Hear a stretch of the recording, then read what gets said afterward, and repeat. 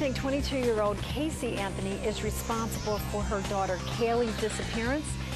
Why didn't she contact police sooner? The child was missing for 30 days, she says, but she didn't call cops. What do you think that's all about? And what about Caylee's grandparents? Do you think they know what happened to her and are now attempting to cover it up to save their daughter? Lots of questions that we want your opinion on in this next half hour of It's Your Call. We thank you for being with us. I'm Lynn Doyle, and this is a case like so many others that we've covered here on this show for you that just captivates and mystifies you at the same time while saddening you. If you want to tell us what you think, the telephone lines are open. You can also email us or take our web poll at cn8.tv. Sadly, we're asking your opinion on whether Caylee Anthony is dead or alive. 33% of you think that she is alive with someone else, but 67% think that she has died. Right before the break, Chuck Peruto said that he could speak for everyone on the panel when he said he assumes that she is dead. I now want to give the rest of the panel a chance to react to that. Is Chuck representing you correctly, or do you have a difference of opinion? Let me say on my side, it's not like I don't agree in my gut, but what I said in the beginning, we all know as lawyers, there's no corpus delicti, as Perry Mason would say. There's no body.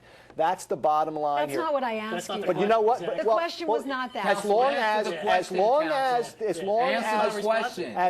as I don't know that that child is dead, that there's no evidence the child is dead, even though my gut says it.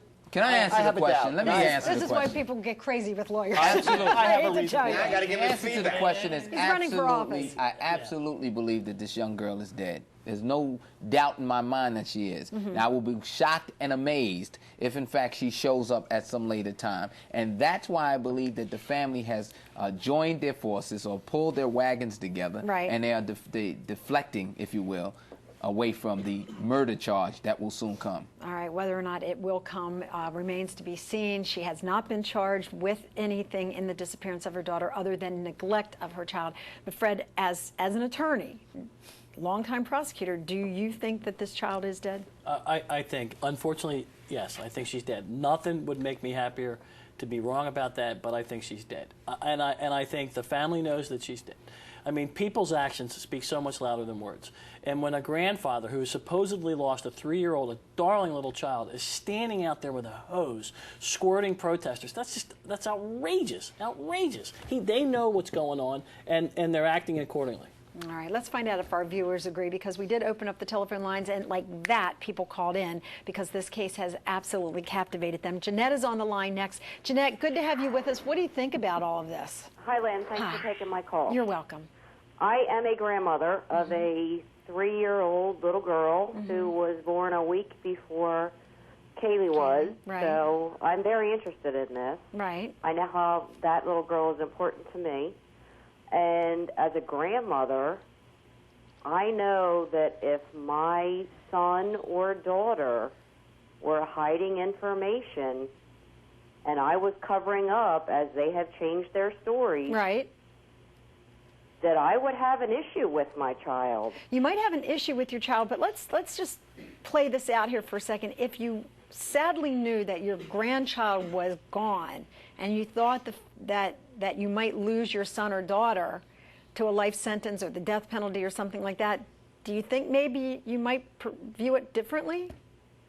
I don't. I mean, I like to think I would tell and try to find the truth, but you don't know how you might react if it's your own child that you could lose. And I understand what you're saying, but I believe that I have better morals and values, and that I would, pressure them, or I would come clean. It just seems so strange because at the very beginning, the grandmother was so outspoken and so passionate and appealing to her daughter to please tell us where Caylee is. And then all of a sudden, after making the appearances on the morning shows and on the cable show, she was even scheduled to be on our show to try to help find Caylee. She just clammed up, and now she's defending her daughter. And we heard those 911 calls. We heard the jailhouse telephone conversations. We've read the text messages.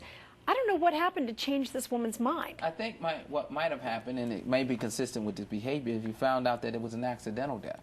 I think if it was a more intentional type brutal situation, then maybe the grandmother would act differently. But if you found out later on that something accidentally happened and that your daughter didn't intend to do that, and then you begin to exhibit this type of behavior, it is consistent. Well, then why with that. not get a lawyer like Chuck or Jeff and say, defend my daughter. This was an accident. She did not mean to kill her child. With passion. They acted in the heat of passion. As soon as the daughter comes home and her granddaughter's not with her, picks up the phone, calls the police, you react to things. But you want to get to the bottom of it. Except if it is an accident, why not admit it and deal with it? Because sometimes a jury will run away with the case when you hear about the abuse of the corpse, the burying of the body, the burning of the body possibly because of these gas cans. When a jury hears that, they might decide to punish on a higher grade of homicide because they're so disgusted with the way the body was buried. Would a prosecutor, though, take that case necessarily to court, or would they try to come up with a deal? It depends. It depends.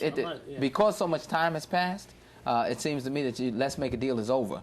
Unless you're going to make the deal so that you can find the information. And the second thing is I don't think it's as simplistic as Chuck is saying. I think it's more on the along the lines that when people confess, they normally confess right away. After they realize their confession is going to cause them to spend the rest of their life in jail or the death row, all of a sudden the confession may have been forced or coerced or beaten out of, or there were promises made. And so people realize that, listen, maybe I need to back up from this thing. Have any of you guys listened to her tapes when she's been interrogated? I mean, she doesn't seem to panic. And this is just from a layman's, observation. Because she's a liar. She's a pathological liar. And you can't believe anything that this girl... I think she's absolutely psychotic. You can't believe anything she's saying. And if there's evidence that the child is dead, they're going to prosecute her for murder. And the only thing that wouldn't, if there were 10 witnesses that were verifiable that it was an accident, maybe they would do. But other than that, nothing she can say, nothing the mom can say, nothing. If you want to see more of this episode of It's Your Call, you can with Comcast On Demand. Using your Comcast cable, go to Channel 1, get local, CN8, and then choose It's Your Call, CN8. On air, online, and on demand.